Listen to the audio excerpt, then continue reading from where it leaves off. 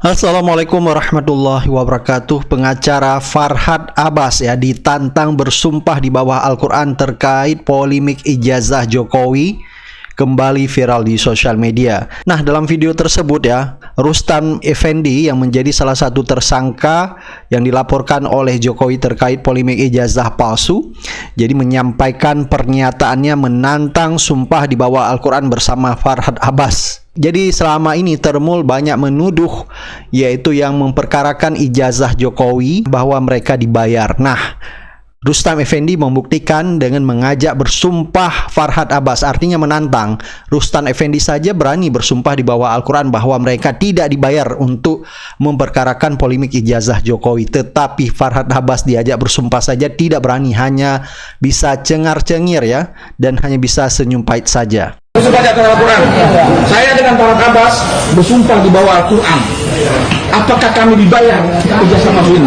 Tidak. Saya siap. Saya siap. Apapun terjadi diri saya, dengan Farhad Abbas bilang, ya Allah, saya bersumpah di bawah Al-Quran, ya Allah. Amin, amin, ya Allah, amin. Tidak ada. Kita bersumpah. Kami tidak pernah ada yang mendanai, tidak ada yang pernah bayar. Sepersen pun. Apa yang diperjuangkan? Apa yang menjuangin? Dan dari sini saja kita bisa melihat bahwa polemik ijazah palsu, siapa yang sebenarnya dibayar. Nah, begitu juga dengan Gus Nur yang menantang pendukung-pendukung Jokowi yang begitu takluk buta sama Jokowi Di penjara itu saya banyak yang nawari duit, banyak nawari bebas. Yang penting saya minta maaf. Kayak Pak Damai Lubis, kayak Egy Sujana. Kalau saya mau datang ke sana, aman. Masalahnya ini soal prinsip, bukan soal benci. Demi Allah, ini sebelum puasa saya ditawari uang 3 miliar. Ada menantu saya, ada anak saya.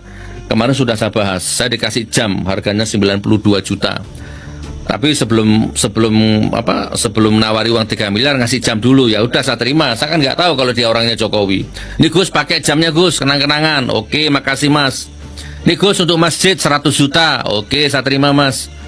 Terakhir, Gus sampean piro sih rugi nih selama Jokowi jadi presiden? Oh ya akeh Mas, 3 miliar 4 miliar ya banyak. Pesantren di Palu hilang, di penjara, sidang Palu, sidang Surabaya, sidang Solo, sidang Jakarta, banyak Mas. Kalau secara uang miliaran, tapi kalau secara non uang, batin ini nggak bisa ditukar dengan uang. Ya wes Gus, aku lihat batin gak iso, wes duitnya tak ganti nih, 3 miliar tak ganti nih sampean, gawe pesantren mana? Buat pesantren lagi. Ayo, sampean tak ajak ke Solo, silaturahim ke sana. Tak tunjukkan ijazah aslinya nanti. 3 miliar Mas, kalau saya mata duitan tak terima. Masalahnya ini prinsip.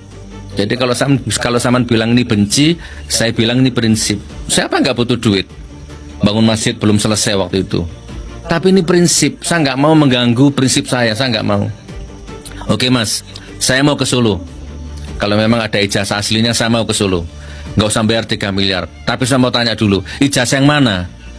Kalau yang pakai kacamata yang beredar di medsos itu ya saya nggak mau. Podo wae, mutu palsu, kecuali ada ijazah lain. Oh, nggak jawab orang itu. Saudara Joko Widodo pengecut. Dia hanya berusaha menjatuhkan mental Pak Roy Suryo dan kawan-kawan dengan membuat laporan polisi. Dikira setelah membuat laporan polisi, Pak Roy Suryo takut, langsung datang sowan ke Solo, nyembah, berlutut, mencium kaki Jokowi dan minta maaf, damai, dan kasusnya berhenti. Dan dengan perdamaian itu seolah oh ini sudah selesai, damai, ijazahnya asli ya, Pak Roy Suryo sudah akui. Tapi ternyata tidak. Walaupun sudah ada 3 orang yang gugur, bukan karena kalah dalam perjuangan, bukan karena kalah dalam pertarungan, tetapi karena pengkhianatan. Tapi yang lain tetap melanjutkan perjuangan, dan ini membuat kubu Jokowi pusing. Dan saya ingin tegaskan bahwa yang mengemis perdamaian restoratif justice itu pada pokoknya adalah kubu Jokowi, dan dengan motif agar kasus ini bisa dihentikan dengan beberapa indikator. Pertama, memang benar saudara Egy Sujana dan Damai Hari Lubis yang datang ke Solo, termasuk Rizwan Sianipar yang datang ke Solo. Tetapi kedatangan itu tidak terjadi tanpa sebab. Egy Sujana sebelumnya dinego oleh orang-orang kubu Jokowi, Darmizal dan juga Rahmat dari Rico, relawan Jokowi, yang itu kemudian ditindaklanjuti dengan pertemuan di Solo di tanggal 8 8 Januari 2025 yang lalu, kemudian ditindak Januari 2006 yang lalu, kemudian ditindaklanjuti dengan pengajuan permohonan restoratif justice tanggal 13 Januari dan keluar SP3 tanggal 15 Januari 2026 yang lalu. Yang kedua, Saudara Rismond Sianipar itu tidak akan pernah mengajukan permohonan restoratif justice dan mengemis damai kepada Joko Widodo sebelum ada gerakan dari kubu Jokowi yang melaporkan Saudara Rismond Sianipar dengan dugaan pemalsuan dokumen ijazah S2 S3 Yamaguchi di Jepangnya, termasuk dugaan pemalsuan surat keterangan kematian dirinya di universitas tersebut. Bismillahirrahmanirrahim. Assalamualaikum warahmatullahi wabarakatuh. Kemarin itu saya sempat nonton di tayangan televisi bahwasanya Rasman ini menyatakan memang dia tidak sebutkan hanya inisial, tapi saya akui itu saya. Jadi mana ada orang mau RJ ngaku-ngaku ke saya kan gitu kan. Jadi Rasman ini kegeeran Rasman ini gitu loh. Kalau saya mau RJ ngapain emang Mas dengan Rasman? Emangnya Rasman itu siapa gitu loh. Masih banyak lagi orang penting. Saya tahu Rasman itu dia terpidana. Jadi buat Rasman, tolong jangan kegeeran, nanti saya buka semuanya. Makanya ada kalimat saya, ini melalui jenderal atau Rasman. Artinya ada jenderal dong. Nah, gitu. Ada sesuatu yang akan saya mainkan gitu loh. Kalau saya mau RJ nggak sama Rasman, banyak yang nawarin saya RJ. Para Tabas, pengacara perempuan, Ketum Rejo, Bang Darmizar, udah Darmizar. Iya, bukan saya minta, ditawarin gitu loh. Ini kalau saya minta sama Rasman, aduh mohon maaf, Bang Rasman, kamu itu siapa gitu loh, nggak penting gitu loh. Nah, kalau mau RJ dengan saya tantang terbuka. 100 triliun kita terbuka. Biar publik tahu siapa yang membutuhkan RJ ini, Jokowi atau kami. Saya tantang Jokowi di pengadilan, itu selalu saya bilang, dan saya selalu menyatakan bahwasanya ijazah itu ada yang buat. Eko Sulistyo, mantan ketua KPU di Solo. Kira-kira di Pasar Pramuka, yang nanti insya Allah akan kita laporkan orang-orang yang telah saya investigasi, siapa orang-orang itu yang ikut turut serta, bahkan intelektualnya di balik itu. Kita tunggu aja. Jadi makanya saya merasa sampai hari ini polisi agak ragu-ragu ini. Karena apa? Dia tahu sebenarnya itu palsu kok. Prabowo juga tahu itu palsu kok, berdasarkan pernyataan Edi Mulyadi, Bang Rajasa. Jadi kasus ini saya rasa Jokowi minta maaf aja kepada rakyat, udah gitu. Jangan dia melaporkan ke saya, dia tarik-tarik saya untuk RJ. Itu apa itu? Jokowi ini bukan siapa-siapa. Udah nggak kuat, bukan presiden. Jangan lagi diketek-keteknya Jokowi yang bau itu gitu loh. Jadi untuk Rasman, jangan GR. Kamu itu dibohongin oleh orang lingkungan kamu sendiri gitu loh. Nanti saya mainkan lagi. Terima kasih. Kemarin Mas Aiman diperiksa soal apa? Kita memberikan legal opinion, opini legal kita terkait dengan tayangan Rakyat Bersuara. Intinya bahwa kita adalah produk jurnalistik yang menggunakan Undang-Undang 40 tahun 99 tentang pers, dan kita tetap berpegangan pada aturan dalam undang-undang tersebut. Dan kalau nggak ada RB, nggak ada demokrasi dong, Gen. RB adalah jalan menuju kebenaran, pencarian, ikhtiar. Ada hal-hal yang kemudian diperjuangkan di sana, bukan membela siapapun, bukan membela Bang Gafur, bukan juga membela Bang Rasman, Bukan juga membela Mas Roy ya. bukan sama sekali tidak. Kita membela nilai, mencari kebenaran, karena itulah hakikat dari jurnalisme. Membela jalan menuju kebenaran. Apapun itu. Apapun itu ya. Bisa jadi Bang Gafur salah, bisa jadi Bang Rasman salah, kan gitu. Bisa juga. Nanti kita lihat. Iya, betul. Yang penting adalah kita memberikan pendidikan kepada Dan di sini masyarakat.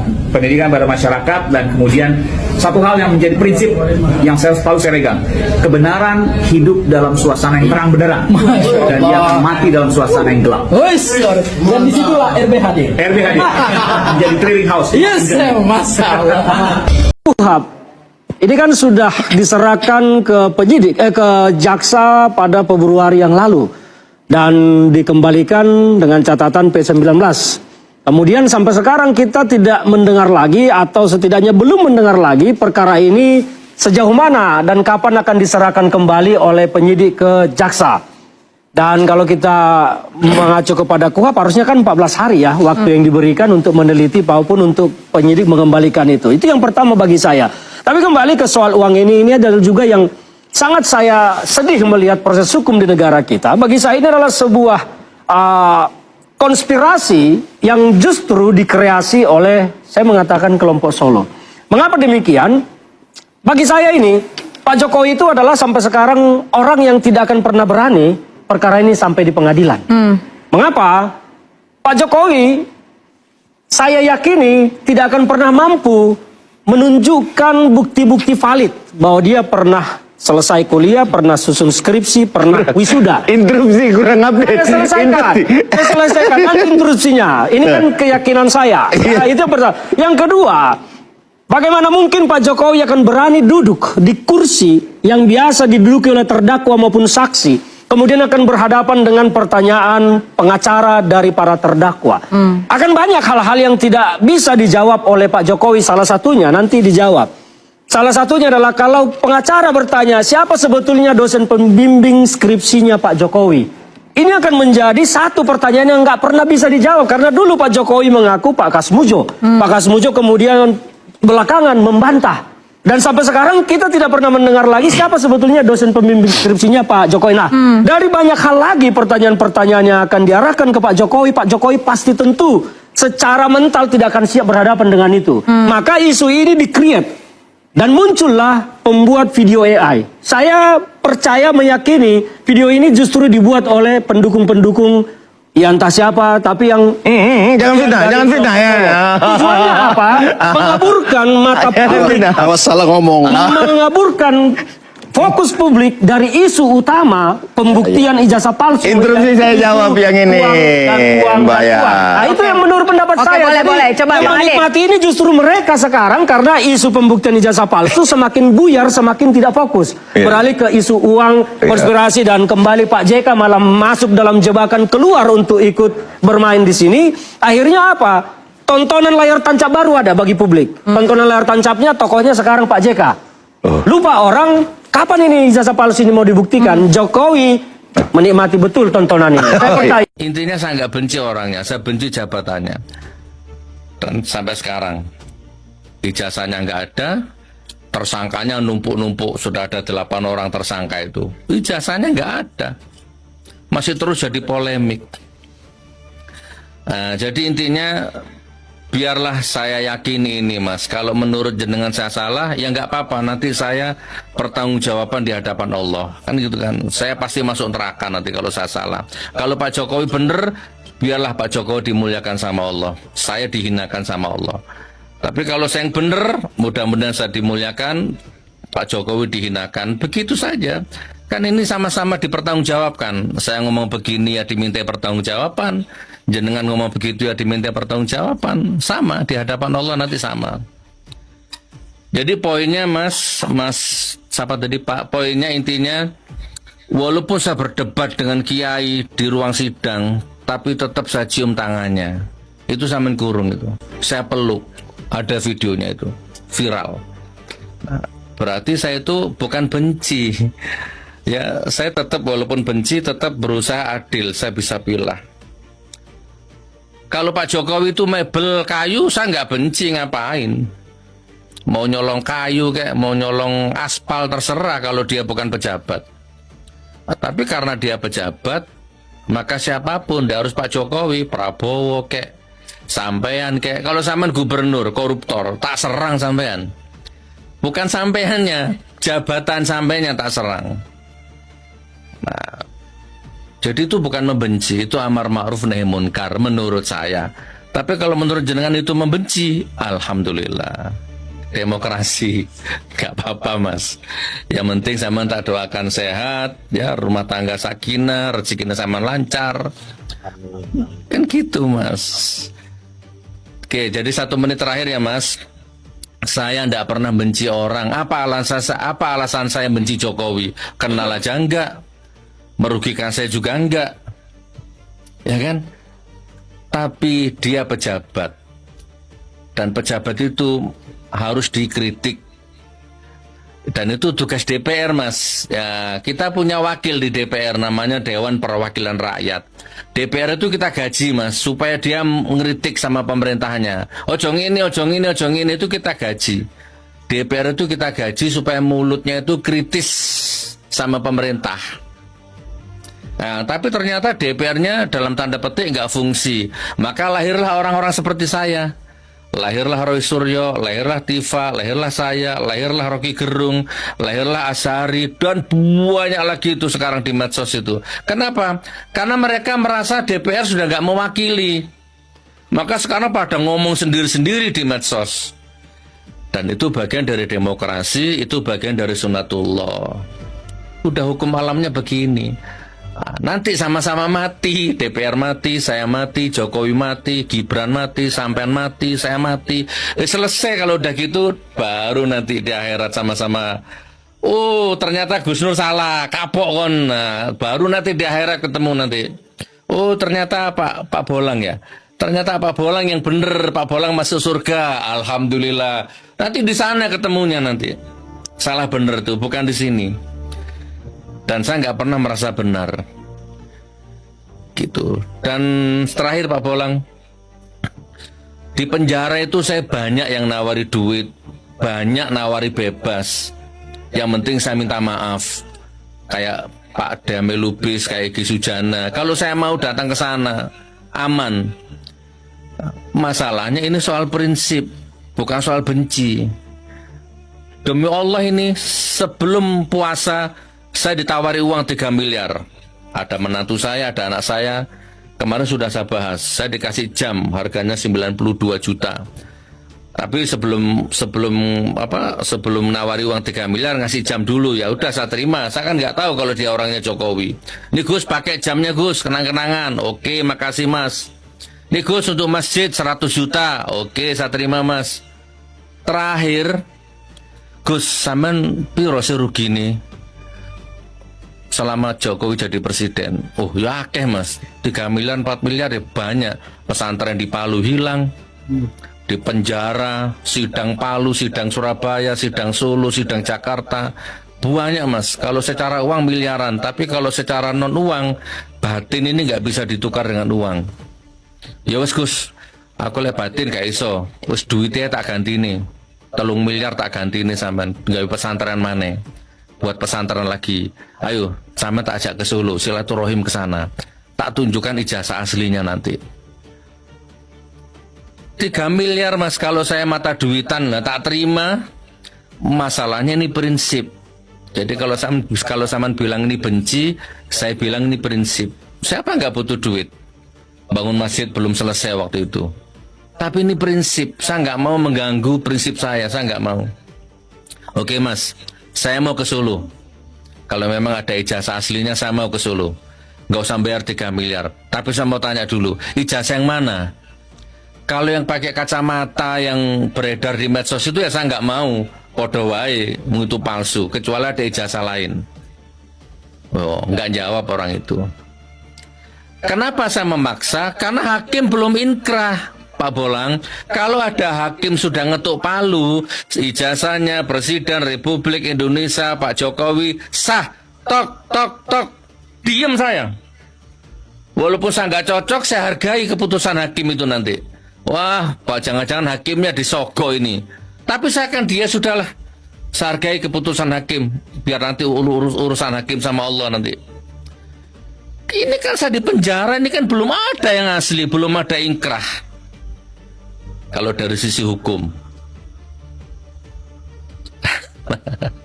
Itu Pak Bolang. Siap Pak Bolang ya, tak doakan pokok sama rezekin lancar. Kita nggak usah tukaran lah ya, kita ini sama-sama rakyat. Ya, nanti kita dipertanggungjawabkan di hadapan Allah Pak Bolang ya. Ini saya terakhir nih Pak Nur, seperti ini. Sebenarnya saya sangat mendukung semua rakyat yang kritisi, apalagi kayak Pak Nur ini kan punya banyak pengikut juga. Itu sangat berpengaruh sebenarnya. Semua ucapan Pak Nur ini sangat berpengaruh. Seperti itu. Cuman pesan saya ini bagi orang yang kritis, karena di negeri kita ini kan banyak dari istilahnya suku, terus etnis. Kita harusnya tetap menjaga moralitas, kesopanan, seperti itu. Karena ini yang jadi masalah, kita juga sangat risih setiap mengkritisi Pak Jokowi itu menggunakan perkataan yang begitu luar biasa. Menghina. Contohnya apa Mas? Contohnya apa? Contohnya seperti ini. Gantung Jokowi, seperti itu. Yes.